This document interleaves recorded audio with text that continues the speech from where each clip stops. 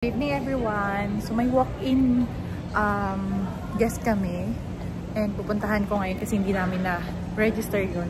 Sarado yung admin and papunta na ako dun sa Shore 2. Yung staycation namin, ang pangalan po is Prime Stay and yung pinaka-company namin is Dale Pran Corporation. Meron kaming Airbnb na ang pangalan is Prime Stay. And kapag ka walk-in or gusto ninyong magpa-book, pwedeng ang reservation is through BDO or GCash. Handle namin na unit ngayon, meron kami sa Shore 1, Shore 2, Shore 3, merong Shell, meron din upcoming S Residences. So sa mga guests namin, legit po yung staycation namin with business permit.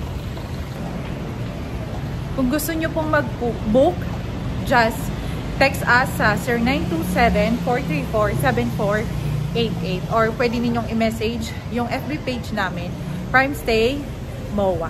Thank you!